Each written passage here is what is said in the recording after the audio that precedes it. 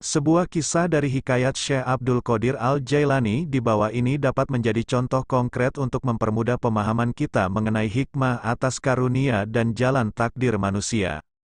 Al-Kisah, semasa hidupnya, Sang Wali Kutub Syekh Abdul Qadir Al-Jailani memiliki pengaruh yang begitu luas dan terus meluas ke seluruh penjuru dunia. Murid-muridnya banyak yang kemudian memperoleh kedudukan penting, di antaranya menjadi penguasa. Beliau memang menugaskan dan mengirimkan sebagian muridnya agar dapat menjadi wakilnya sesuai dengan kapasitas diri dan kualitas batin masing-masing. Ada yang menempati jabatan hakim, gubernur, hingga raja. Sedangkan sebagian lainnya diangkat menjadi guru spiritual karena tingkatan rohaninya. Syekh Abdul Qadir Al-Jailani diceritakan memiliki seorang pembantu di kediamannya. Pembantu tersebut adalah seorang fakir yang telah mengabdi selama 40 tahun. Dalam rentang waktu itu, ia telah menyaksikan beberapa murid yang jauh lebih muda dan belum lama mengabdi, namun dipilih oleh sang wali untuk menempati jabatan penting. Akhirnya, pembantu tersebut menghadap ke Syekh Abdul Qadir Al-Jailani berharap agar diberikan posisi penting tertentu mengingat ia salah seorang yang telah paling lama mengabdi. Ia khawatir dengan usianya yang semakin tua. Pembantu itu menyampaikan maksud permohonannya, akan tetapi, belum selesai ia berkata-kata, datang satu utusan dari India. Mereka meminta Syekh Abdul Qadir Al-Jailani untuk menunjuk seorang maharaja bagi kerajaan mereka. Sang Wali Kutub lalu menatap pembantunya dan menanyakan, apakah kamu sanggup mengemban tugas ini? Apakah dirimu memenuhi syarat? Pembantu tersebut mengangguk penuh sukacita. Selepas para utusan keluar dari ruang pertemuan, Syekh Abdul Qadir Al-Jailani menyampaikan persyaratan kepada pelayannya. Dia berkata, aku akan mengangkatmu sebagai maharaja di sana. Namun kamu harus berjanji untuk memberikanku separuh dari keuntungan dan kekayaan kerajaan yang kamu peroleh selama berkuasa.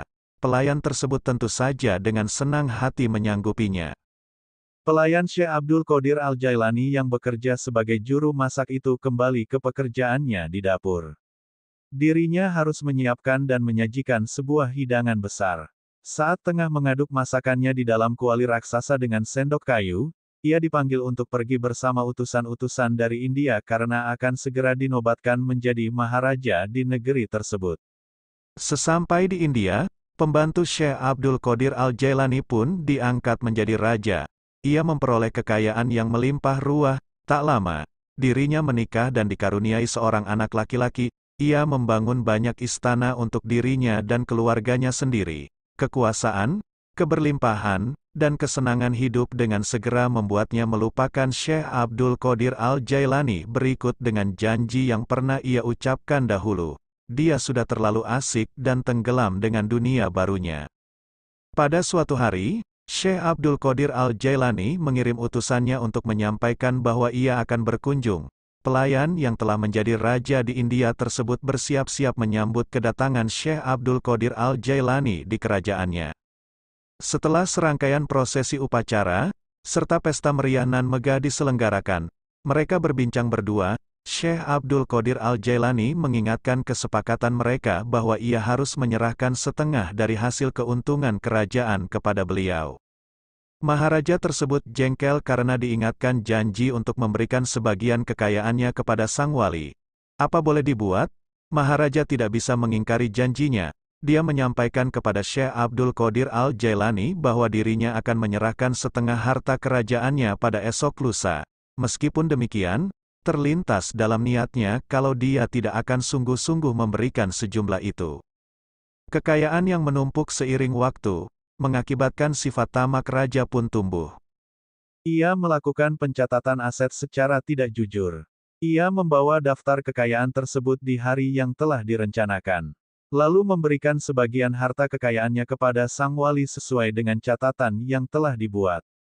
Meskipun catatan tersebut mencantumkan banyak istana dan harta lainnya, namun itu hanyalah sebagian kecil dari miliknya. Syekh Abdul Qadir Al-Jailani terlihat puas melihat daftar kekayaan yang ia diterima. Syekh Abdul Qadir Al-Jailani lantas bertanya, aku mendengar kau juga mempunyai seorang anak laki-laki. Iya, sayangnya hanya seorang. Jika ada dua, pasti aku pun akan memberikan salah satunya padamu. Tidak apa-apa, kemarikan anak itu, perintah Syekh Abdul Qadir Al-Jailani, kita masih dapat membaginya.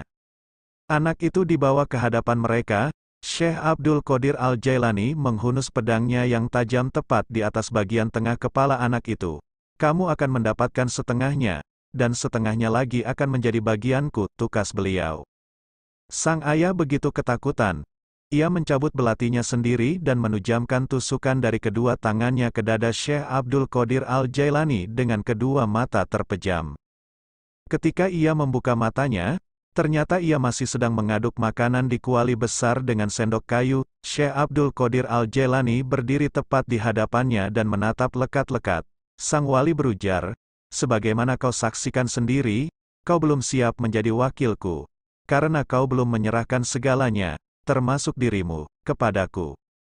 Sebagai kekasih Tuhan, Syekh Muhyiddin Abdul Qadir Al-Jailani dikarunia dengan kemampuan membaca manusia karena dirinya telah kasyaf tersingkapnya tabir antara dirinya dengan Tuhan.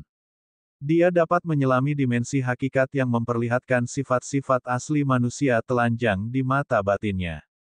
Sehingga dia mengetahui persis siapa-siapa manusia yang cocok untuk satu urusan, tetapi tidak tepat menempati posisi tertentu. Hal tersebut terkait dengan perbedaan makom atau derajat diri.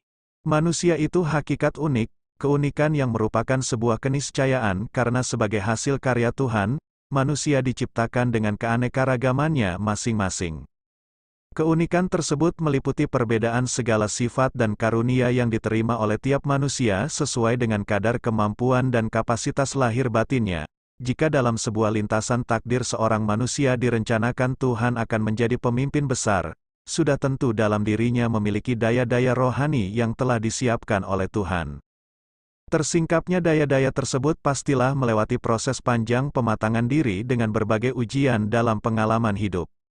Proses ini berbeda antara satu manusia dengan manusia lainnya, sehingga juga akan melahirkan kualitas pribadi yang tidak akan pernah sama.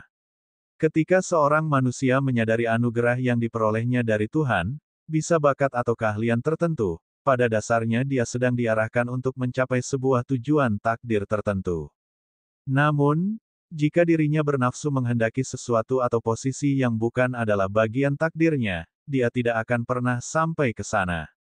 Walhasil, sudahkah kita sendiri menyadari di mana makom kita? Sejauh mana kita telah memposisikan diri sesuai dengan kapasitas lahir batin yang dianugerahi? Wallahu a'lam bishawab.